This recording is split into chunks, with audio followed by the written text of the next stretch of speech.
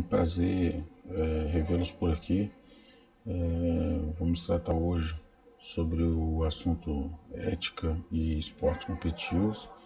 Vocês verão que o conceito que a gente trabalha sobre a ética nos esportes, ela é entendida na sociedade de uma forma, pelo senso comum, de uma forma cristalizada,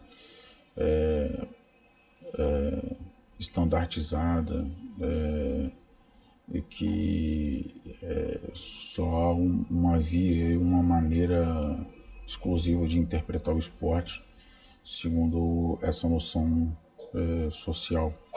E um dos objetivos com esse vídeo é que vocês possam se apropriar de um conceito, né, que é muito utilizado tal como o fair play, mas só que com um sentido um pouco mais aprofundado para habilitá-los e qualificá-los no sentido de fazer uma reflexão sobre o comportamento moral das pessoas que estão envolvidas com aquele esporte, sejam de maneira direta ou indireta, né? Então, a primeira atividade que a gente precisa fazer é fazer um recorte epistemológico. Não sei se vocês já leram ou já estudaram sobre Max Weber, quando ele fala de tipos ideais. Ele está querendo dizer sobre a representação que o homem cria sobre os fenômenos sociais, que de certa forma representa de alguma maneira o que acontece na sociedade. O esporte é um fenômeno social, e ele tem uma característica complexa hoje no âmbito da modernidade. Em conta dessa característica complexa, se nós utilizarmos a noção de esporte nesse sentido amplo, a gente teria uma certa dificuldade de fazer uma reflexão ética sobre essa noção de esporte. Então, optei aqui pelo conceito de esporte competitivo desse autor, do Steinberg, para a gente definir um tipo ideal de análise do esporte, que é o esporte competitivo. Então, o que esse autor ele se pretende fazer? O que o esporte competitivo é que outras atividades sociais humanas se fazem e não são? O que é típico do esporte competitivo que outras atividades sociais não são? Então ele diz que o esporte competitivo é uma atividade física, ou seja, com essa escolha, ele afirma um conjunto de atividades que o ser humano faz com o corpo, né, como atividade física, para o desenvolvimento das qualidades físicas, mas só que ele acaba excluindo outras atividades que poderia ser considerada parte dos esportes, mas que nesse conceito aqui o xadrez ele não entra como um esporte competitivo. A dama, ludo real, jogo de baralho, né, cartas, jogos eletrônicos, entre outros, porque não é uma atividade predominantemente física, é uma atividade que há o predomínio de outros âmbitos da capacidade humana. Para ele, o esporte competitivo naturalmente deveria ser competitivo, deveria haver uma disputa entre oponentes, entre partes que disputam um mesmo objeto, né? Um mesmo objeto que tem uma mesma finalidade. E ao se falar de finalidade, ela necessariamente precisa ser orientada por regras, por normas, quais são os objetivos daquela atividade, quais são as formas legítimas de vencer naquela modalidade.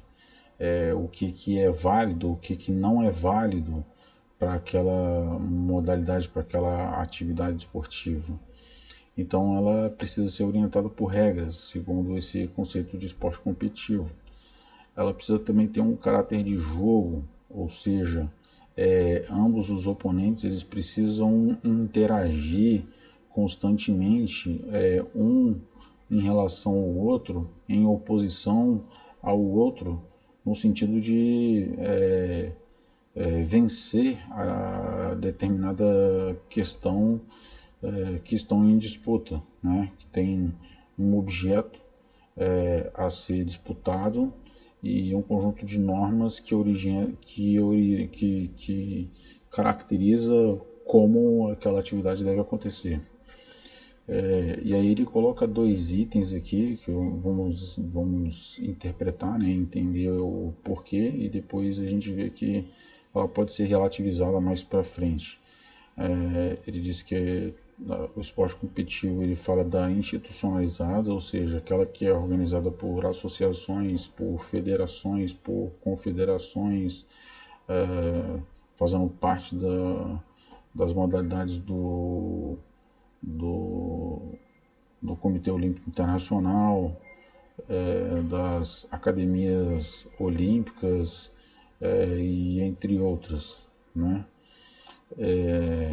Podemos ver, eu poderia dizer aqui, que está se institucionalizando, né? Por exemplo, o futsal, que é uma atividade eminentemente criada pelo Brasil, o Comitê Olímpico Internacional entende que é apenas uma derivação do futebol de campo, que não poderia fazer parte dos Jogos Olímpicos. Mas, no entanto, o vôlei de praia acontece, existe, tem o vôlei de praia, né, o vôlei de areia mais especificamente, e o vôlei de quadra. Mas no futebol, não. Por trás disso tem uma questão de poder, né, para que determinada coisa aconteça. Globalizada porque o esporte ele é entendido como uma linguagem, né, e essa linguagem ou uma língua que tem seu código próprio, e ele tendo o seu código próprio específico, ele pode ser compreendido em qualquer contexto geográfico no planeta Terra. Então, se o sujeito joga futebol aqui, o futebol com a normatização internacional que ele recebeu para ser praticado, ele pode ir jogar no Japão sem saber falar japonês, ele pode jogar na Arábia Saudita sem saber falar a língua árabe, ele pode jogar na Rússia sem saber falar russo, pode jogar na Alemanha sem saber falar alemão, jogar em França, né, em outros países sem saber falar a língua, porque a língua de interesse ali não é a língua verbal, mas a língua corporal, a língua esportiva. Esse que é o interesse. E isso acontece com um fluxo contínuo, seja da América do Sul para a Europa, para a Ásia, é, seja dos países da América do Sul para o Brasil, do Brasil para os outros países da América do Sul, do Brasil para a Europa, geralmente para a Europa, né? Dificilmente da Europa para a América do Sul, porque há uma questão de comercialização aí também. Mas vamos tratar sobre esse assunto um pouco mais para frente. Primeiro, caracterizar o que é esporte competitivo. Agora, para a gente caracterizar onde é que entra a discussão sobre o aspecto ético do esporte.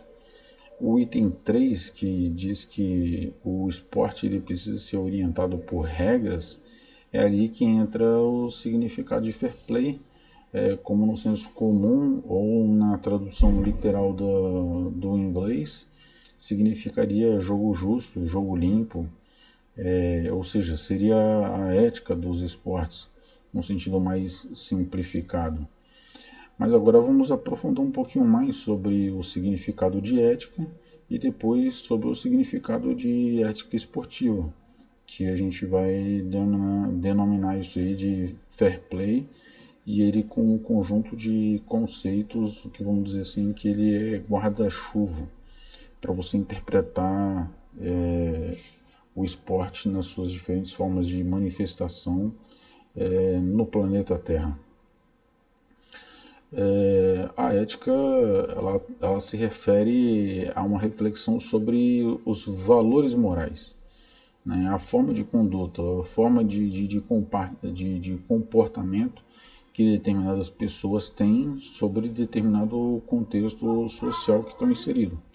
Então a gente pode falar de uma ética profissional, médica, a gente pode falar de uma ética profissional dos advogados, a gente pode falar de uma ética estudantil dos estudantes do IFES Cariacica. Ali define o comportamento moral que os alunos devem ter e que não devem ter. Então, jogar bola na quadra, você não pode jogar de cueca, por exemplo, né? Porque isso estaria ferindo alguns princípios que se definem no código de ética e você está passível de ser punido, né? Então, vamos dizer que esses valores morais, a ética é uma reflexão sobre esses valores morais, sobre a conduta, o comportamento humano, e que ele está inserido e caracterizado em certo grupo social, que vai orientar e dizer como é que essa ética tem que se manifestar. E que dá a identidade, né? Vamos dizer que a ética estudantil do IFES Campus Cariacica não é igual à ética estudantil do IFES Campus Itapina, que é um campus rural. A característica de funcionamento do IFES no campus Itapina, por ser uma atividade rural, então lá tem agronomia, tem o cuidado, cursos voltados para o cuidado do plantio, o cuidado do cultivo animal e tudo isso, mostra uma dinâmica, um funcionamento do campus, das práticas de ensino, diferente do que ocorre no campus Cariacica, que é uma região urbana. Então ela tem uma característica típica de certo grupo social. Então tá se referindo ao aspecto social, e tem então um aspecto geográfico, né, de local, e temporal, porque com o tempo a moralidade vai se modificando e a reflexão ética precisa acompanhar essas mudanças dessa moralidade. Então, em busca ainda dessa referência ética para refletir o esporte, a gente poderia dizer de uma noção de fair play. Por que a gente está falando de noção de fair play? Então, a gente não quer dizer de um conceito. Um conceito seria algo categórico, definido. Dessa forma, a noção dá para a gente uma abertura de conhecer o significado do fair play e saber que ele também é passível de revisão e de mudança com o tempo, e levar com que a gente faça uma reflexão sobre a reflexão que se faz sobre as pessoas, né? A reflexão ética significa repensar sobre os seus critérios para refletir sobre a moralidade, né? Que critérios seriam esses, né? Então, falar de fair play, então a gente está falando de uma noção de ética para os esportes, seria o fair play.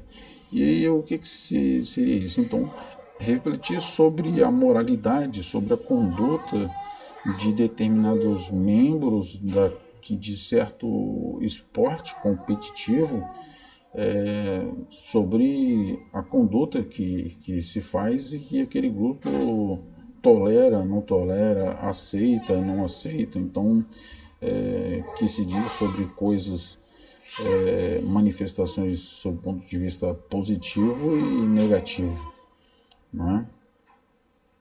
Diferente do senso comum, que já vai entender o fair play como uma coisa naturalmente boa.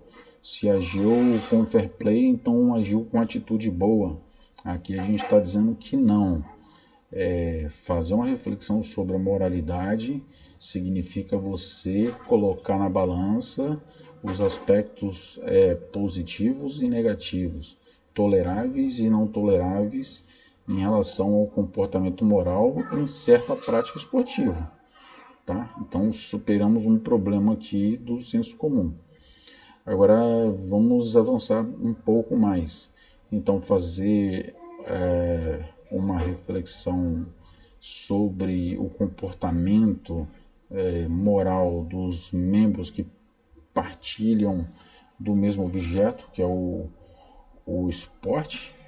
Então a gente está dizendo de um grupo que eles se organizem e compartilham esses critérios, né, para fazer essa reflexão sobre a moralidade e poder definir determinados comportamentos que ele afirma como positivo como negativo.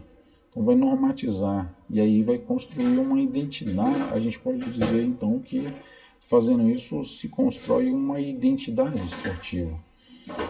Vamos dizer que a prática do futsal na quadra do campus do IFES Cariacica tem uma identidade típica do campus Cariacica que pode ser diferente do campus Linhares, que nem quadra tem, do campus Cachoeiro do Itapemirim, que também não tem quadra, que joga no meio do asfalto, que vai se construir sobre como acontece, como se manifesta, como não se manifesta, como que se coisas que são toleráveis e que não são toleráveis. Então se constrói aí uma identidade. Estamos falando também, estou procurando dar exemplo sobre a mesma modalidade esportiva para vocês verem variações que podem acontecer dentro da própria modalidade esportiva. Então a gente não está falando de uma coisa muito diferente de futebol e golfe, né? Então o que seria essa ética esportiva? Então é fazer uma reflexão sobre o comportamento moral dos membros de certo grupo esportivo, que ela estará normatizada, definida, né, com as suas regras, para situações que podem estar em conflito ou não. Mas eu acrescentaria um pouco mais aqui, membros de certos grupos que estão envolvidos de uma forma direta e de uma forma indireta. De uma forma direta, que a gente vai falar de fair play no sentido restrito, e de forma indireta, que a gente vai falar de fair play no sentido mais amplo da sociedade.